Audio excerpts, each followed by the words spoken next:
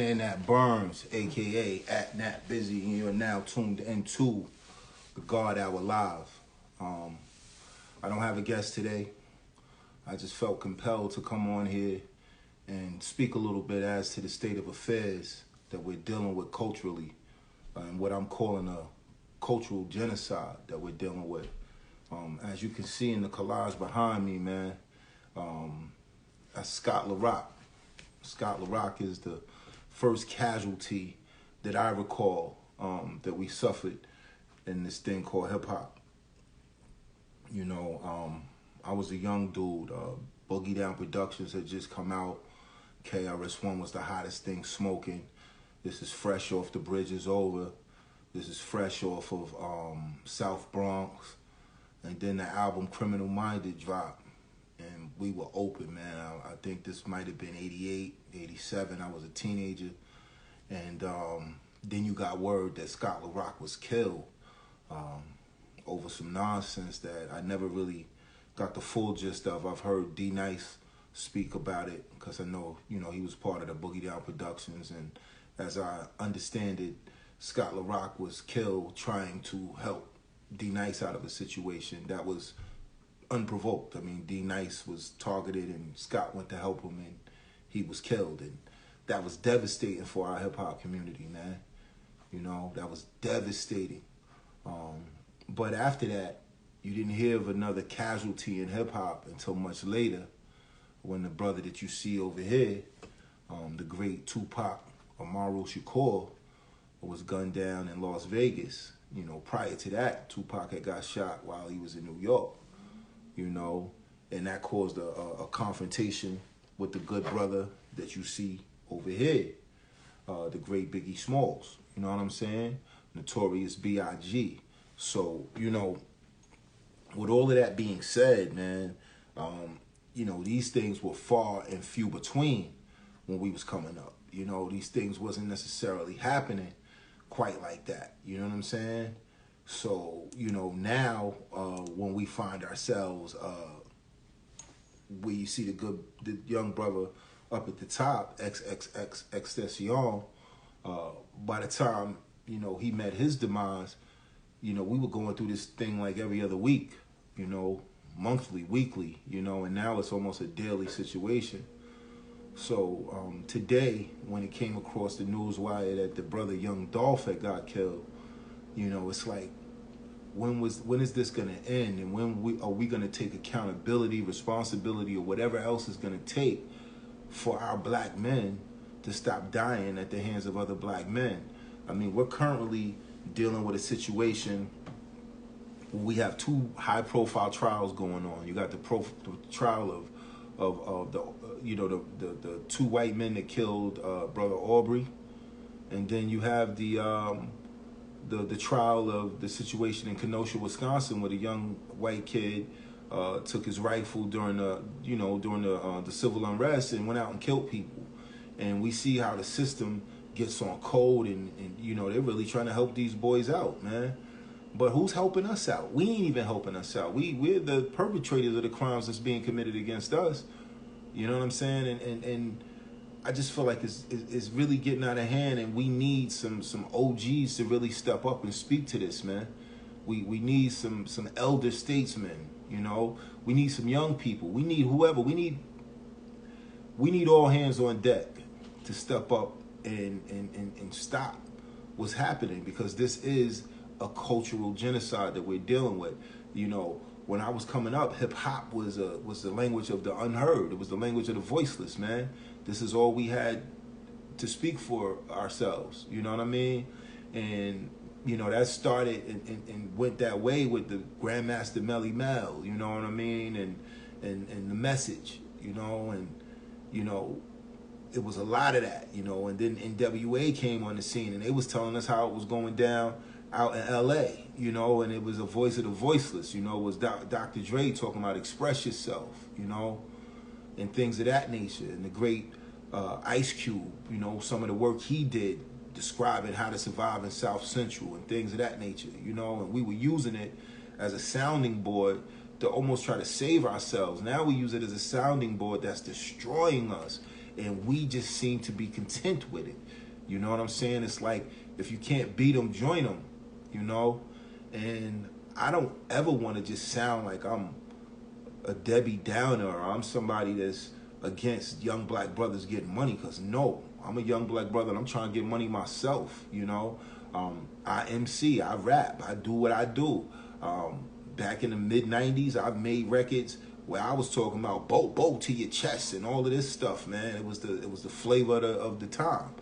But we still here. That's almost 30 years ago. We still here. And now the access to these firearms and all of the stuff that's going on. When I was coming up, 1 in 10 of your friends was a shooter. You know, 1 in 10 people you hung with had the capabilities of really getting busy. You know, it was a lot of us that was nice with the hands. You know, it was a lot of us that were probably, it's still, violent, but it was a lot of us that would bust you in the head with a bottle and something like that. But not everybody was going to pick up a gun and kill you in what we used to call cold blood. But now that's the order of the day, you know. When I first heard NWA and they were talking about, murders and killing and drive-bys and things of that nature, I really could not relate. That wasn't happening in my world, even though in my world it was still violence. There was still fights. There was still people getting killed. There was still things happening to that extent, but it wasn't to the extent it is today, man. I look at this young man that was killed today, young DOLF, and I can't say I'm the most familiar with his music. I heard a couple of joints, and I liked a couple of joints, man. And his vernacular and his southern drawl, man, he could paint a picture, and it was entertaining, However, I also saw that he was a family man. I also saw that he did a lot of things for the kids in his community, that he would donate a lot of stuff to schools, and he was a good brother, for what it's worth, from what I saw. I'm not from Memphis. I don't know anybody that knows him or anything of that nature, but I do understand that he was a good dude in that regard. And I do recall, like, maybe a little while ago, maybe a year or so ago, they tried to, do this to him, and he had a bulletproof vehicle that saved his life. But now he's just going to pick up some cookies. And I'm sure those cookies he went to pick up were probably for his children. And he never made it back home because somebody decided, the ops caught him slipping. The ops. We use that word to take away from the fact that that's somebody's child. That's somebody's brother. That's somebody's uncle. That's somebody's mentor. That's somebody's hope. But you had your gun on you. You've seen him. And here's the opportunity for me to shake up the world. You famous today. You're the one that killed young DOLF. Just like the person got famous because they're the one that killed XXXTentacion. God only knows who it was that killed Scott LaRock, Biggie, and Tupac. Big shout to my peoples on the check-in. Silent Noise, what's poppin', King? I seen you love Chelsea in the building. Everybody on the check-in, peace and love to you. But this is getting out of hand, man. And as an elder statesman, I'm older than both Malcolm X was at the time of his demise, and I'm also older than Martin Luther King was at the time of his demise. And I feel like we should be saying more. We should be doing more. We should be trying to prevent this. I feel like I got more time behind me than I got in front of me as far as life is concerned. I'm a middle-aged man. I'm a middle-aged black man, If I get 50 more years on this earth, it's not going to be as pleasant as the first 50 as far as my agility and things of that nature, man. You know what I'm saying? Silent Noise, one of the dopest authors in the game, man. But with that being said, there are too many of us that I feel personally are complicit in what's happening with what's being marketed and promoted to our children. When I was coming up, man, there were a lot of cautionary tales that we took heed to. We would watch TV and we would see these things where they would tell us, we mocked it, just say no. We mocked it. Yeah, just say no to what, You're going to get high, you're going to get high. You're going to do this, you're going to do that. You know what I mean? Whatever. But now here we are, way down the road, and to hear that someone was murdered is just as common as hearing that a baby was born. but with a lot less empathy. We're in a time of apathy. Nobody cares. A word, what was he, a rapper? Yeah, you know these niggas out here killing each other, that's what they do. But come on, man, we gonna keep it that way? That's what we good with? And everybody is apathetic until it crosses their doorstep. Then you want somebody to have empathy for you. You know? And I can only speak to this because I'm describing myself. There was a time, a little while ago, I would hear about, you know, what happened to, you know, after Tupac, when Tupac got killed. Oh, man, it broke my heart, man. It broke my heart because I knew the power that this brother had. I knew that what he could have done with that power had he, you know, gone in a different direction. You know what I'm saying? Had he rounded that curve. If he was able to round that curve, I knew he would have had the leadership ability to be able to speak to some of us who hung on his every word. Or some of those who hung on his every word. He was a peer of mine, so it wasn't like, you know, some of the things he was saying in a positive way, I really dug where he was coming from because I'm a child of the 70s. We are children of this, you know, that came after the civil rights movement. We the Black Power children. We the sons and daughters of the Panther children. You know what I'm saying? And I could relate to Pac. But then when he would go in that dark area, you know, once he got with Death Row and it was a different, you know, he was on a vengeance crusade. You know, I would wince when I heard Hit 'Em Up, like, oh, you going hard, bro. Like, wow, like, come on, man, we don't need this. And, you know, for what it's worth, Big Papa, you know, he tried to take the high road to a certain extent. But there's only so much a man going to deal with before he got to feel like he got to say something back or fight back or what have you. And Lord knows, you know, what Big was into behind the scenes. I'm not, you know, I wasn't privy to what was going on in these dudes' personal lives. But as it played out in the media, which was also very complicit in the demise of these black men, it was insane, you know. And I was in my prime, you know. That's at a time where it wasn't an open mic that was taking place in New York that I wasn't trying to get some shine, you know. There wasn't you know, I was trying to get my stuff out there, but when I saw what happened to them two brothers, I fell all the way back, man. I said, this was supposed to be something for fun. This is something we love. Now we dying to rap? Or because of rap? You know, a battle went from on the mic into in the streets. I mean, there was so many, man, right after that. Right before that, right after that, there was so many, man. I remember my good guy, Seagram. I never got to meet him, but his brother who does the West Coast Independent Hip Hop Awards, I forget his name, man. Please, one of my West Coast brothers, you know. But he had booked us for a show or two back when I was moving around with Kazzy, living in Seattle and doing this music thing. And I remember his brother was killed. I remember one of the brothers from RBL Posse. I think 2 or 3 of them got killed. You know, and then it just started being a reoccurring theme that we just die. And we get less and less empathetic every time it happens. You know, and what are we going to do about that? You know, we march when the police kill us. You know, everybody tries to compare these rappers to getting killed, and then they say George Zimmerman's still living. But where does this hatred comes from that we have for each other? You say he's the ops. Well, what makes him an op? What makes your brother an op? What oath do you take? You know, I claim blood. I claim Crip. I claim GD. I claim whatever Vice Lord, I claim whatever gang. I come from an era where gangs wasn't prevalent in my upbringing.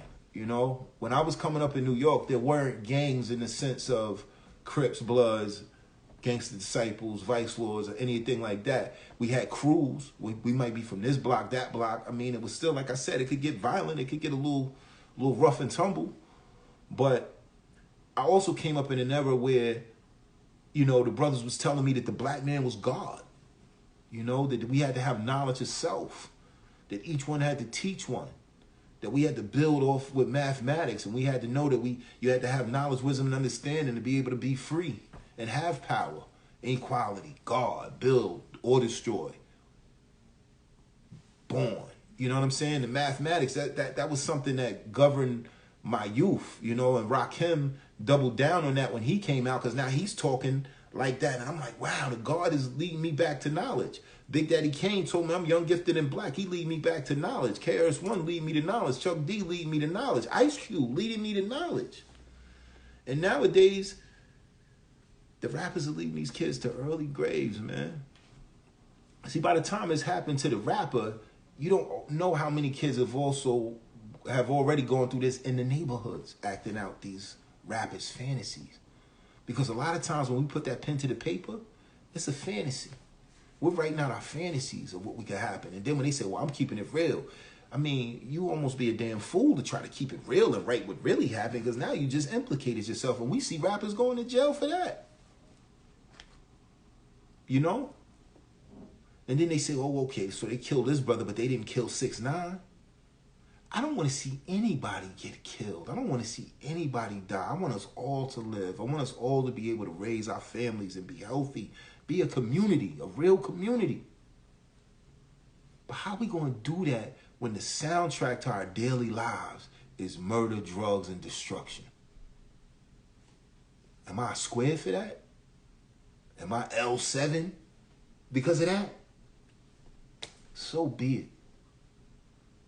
But I don't want your child. I don't want my child. I don't want my neighbor's child. I don't want nobody's child to have to die over something that is not going to matter. It won't matter at the end of the day. See, they talk this murder talk, but they don't talk about what happens after the murder. And that's what me and my good brother TMP tried to touch on when we did this song called After the Murder. Because I've had to deal with what happens after the murder. I've part of the family that got the call and said, whoa, what? And you have to come to the scene and see your loved one laying under a sheet and everybody else in your family crying their eyes out. And the police are doing their job, so to speak, but they have to be very stoic in how they do it. So they don't have no real emotion. They just, you know, because they're not dealing with this. When they end their shift, they're going back to their communities where this ain't happening. But it's happening in ours. And it's causing post-traumatic stress disorder in our children. You know, that our children are living in places where they're hearing the gunshots. They're seeing cousin go out, the brother go out, the aunt go out, the father go out, the mother go out, and not come back home. Next time you see him, they're in a casket. You're burying him in the ground. And then you tell this kid to go on and live life, be normal. It's impossible. So,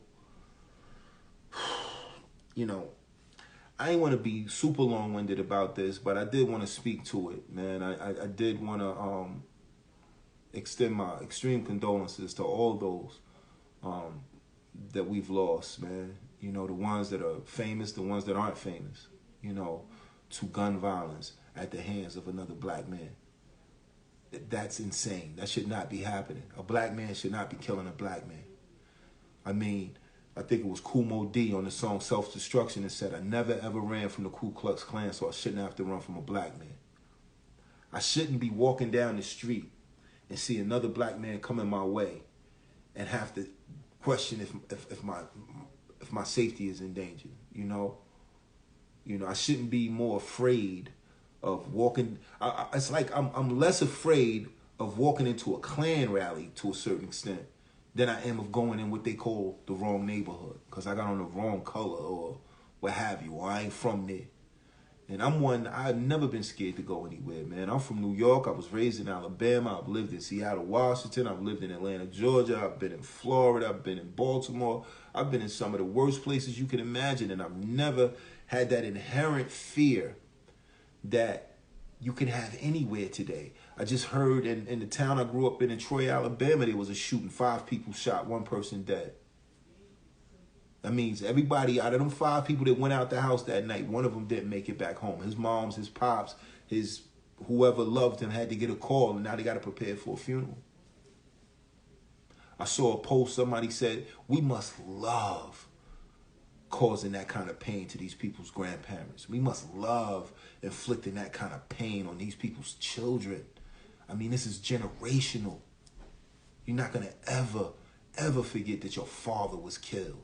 I seen young Dolph kids, man, in the pictures and the videos, man. These are some beautiful children that love their dad.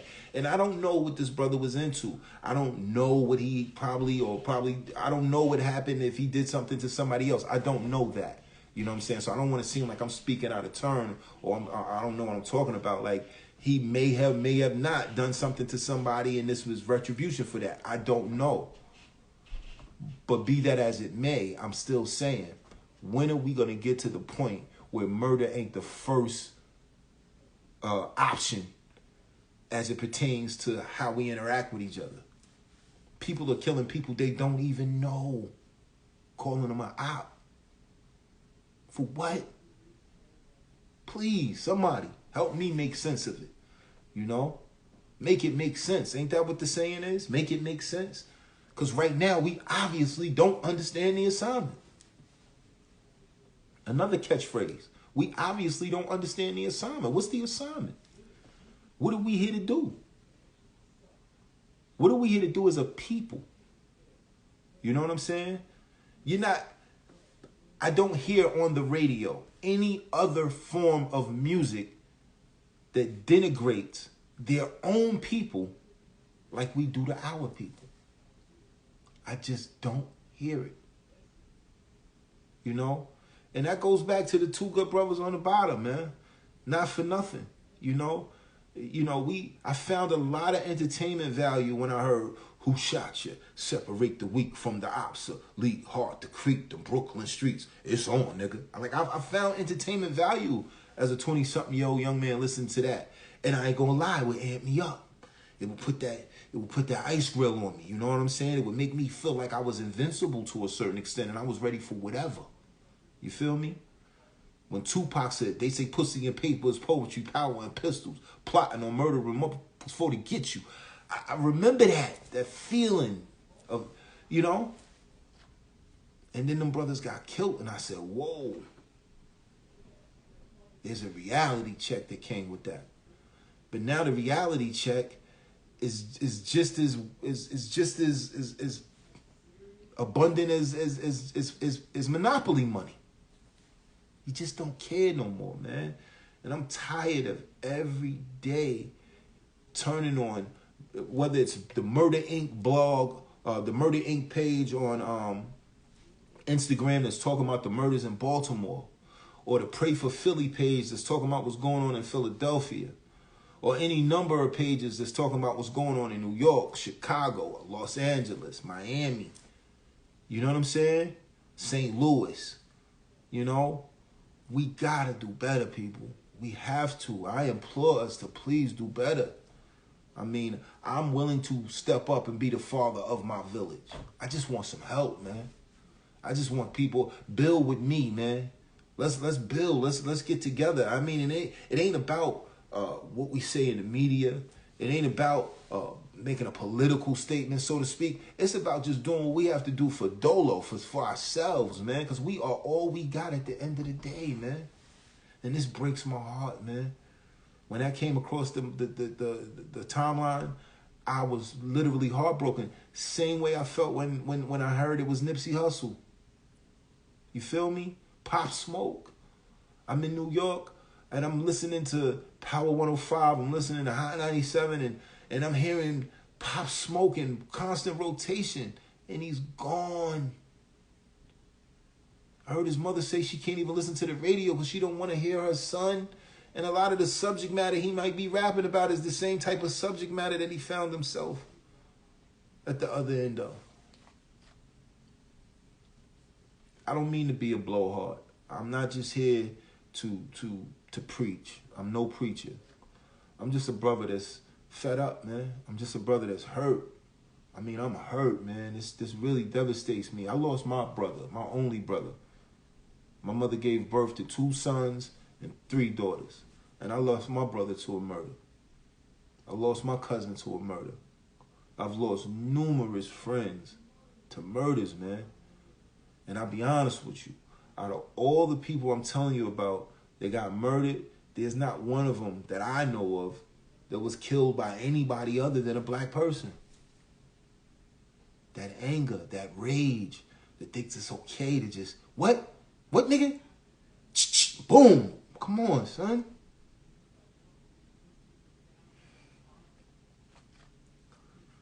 As I stated, man, I'm not here to preach. I just want to reach. I want to reach like-minded individuals that want to do something about this. Who can we talk to? What conference can we have? Is there ever going to be a time where we can tone down the rhetoric that's in this music?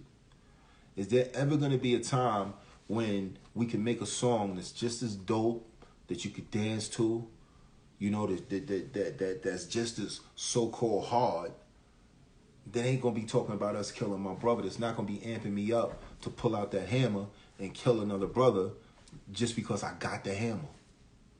You know? I'm in the club, he in the club, he with his crew, I'm with my crew, they looking at us, we looking at them. I've been through all of that, bro. You know, it's just that fortunately for me, when I was going through that, it was just these. You know what I'm saying? You see him, they say, yo, what's up, son? I want to get it popping, whatever. We do it, we fight, we live another day. It don't happen like that no more. Now it takes just that. Whenever you hear that whap, whap, whap, that's somebody's life on the other end of that most times. It's not fly, man. That's not dope. You know? But rest in peace to young Dolph.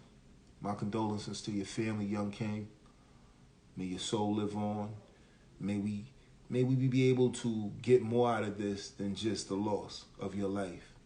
And I don't know who might hear this later.